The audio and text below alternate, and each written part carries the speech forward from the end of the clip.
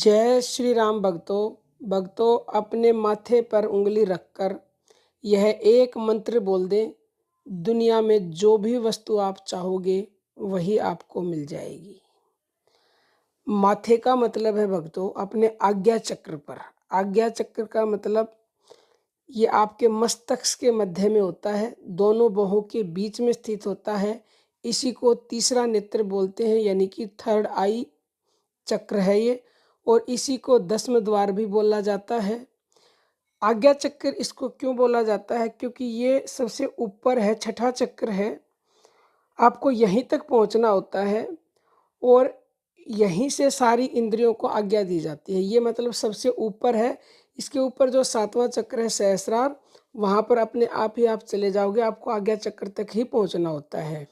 इसे आपने जागृत कर लिया आज्ञा चक्र को, तो आपकी सभी मनोकामनाएं पूरी हो जाती हैं। जो भी आप चाहते हो वही आपको बोलते ही मिल जाता है।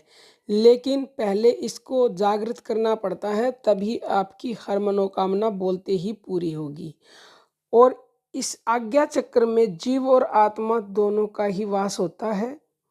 तो इसे जो जागृत कर लेगा तो समझ लो उसको परमात्मा के दर्शन हो जाते हैं और वो अपनी सारी मनोकामनाएं पूरी कर लेता है। आपको अनेक तरीके बताए गए होंगे आज्ञा चक्र को जागृत करने के। यूट्यूब पे आपने देखे होंगे या किसी अपने गुरु ने बताए होंगे और कहीं से भी सुने होंगे। अनेक तरीके होते हैं, अनेक प्रकार से इसको जागृत किया जाता है, लेकिन सबसे आसान, सरल, सुगम हम आपको ये तरीका बता रहे हैं। आपको क्या करना है, दोनों बाहों के बीच में जहाँ आज्ञा चक्र होता है वहाँ पर अपनी उंगली को रखना है। उंगली को रख करके पहले आपको सीधा बैठ जाना है, और कोई सीधा नहीं बैठ सकता तो बिल्कुल सीधा लेट भी सकता है। वैसे तो बिना उंगली रखे भी बोल सकते हो, लेकिन जब आप उंगली रखोगे तो आपका पूरा ध्यान वहाँ रहेगा और जो आपको स्पंदन होगा यहाँ पर वो आपको फील होगा। तो आज्ञा चक्र को जगाने का एक मंत्र होता है, वो होता है ओम। क्या होता है? ओम मंत्र। इसको जगाने का ही मंत्र होता है। तो जब आप अपनी आज्ञा चक्र पर उंगली रखकर ओम बोलते हो आंखें बंद करके और पूरे एकाग्र भाव से आप ओम को बोलते हो, तो ये बहुत ही शीघ्र जागृत हो जाता है। लेकिन इससे भी, इसके साथ इस तरीके को जोड़ देंगे आप तो फिर कहने ही क्या है। ओम को आपको अपनी श्वासों के साथ बोलना है, क्योंकि अगर आप श्वासों का जप करते हो बिना ओम बोले भी, तो भी आपका आज्ञा चक्र जागृत हो जाएगा। क्योंकि जो प्राण वायु, जो प्राण शक्ति है, वो कुंडलिनी से ऊपर उठ के और आपके ऊपर सहस्रार तक गई है। जब वो बार बार उल्टी सीधी होती है, उनका घर्षण होता है प्राणों का, तो ये सारे के सारे चक्र जागृत हो जाते हैं। और भक्तों, जिस व्यक्ति ने अपना आज्ञा चक्र जागृत कर लिया, उसके सारे चक्र आपके अपने आप जागृत हो जाते हैं। क्यों? क्योंकि ये है राजा। राजा को जगा दिया तो बाकी सेना तो अपने आप जाग जाएगी। बाकी तो सेना है, ये है राजा। तो आपको बस राजा को जगा लो, बाकी अपने आप जाग जाएंगे। तो आपको एक जगह बैठकर या बिल्कुल सीधा लेटकर जब अपनी ऊपर श्वास आए तो ओम, या तो आधा ओम, आधी ऊपर लेती श्वास में और आधा छोड़ती में, मन से बोलना है। या फिर पूरा ऊपर श्वास जाए जब ओम और नीचे भी श्वास आए जब ओम, जैसा आपका विश्वास टके, जैसा आपको सही लगे, दोनों तरह से ही बोल सकते हो।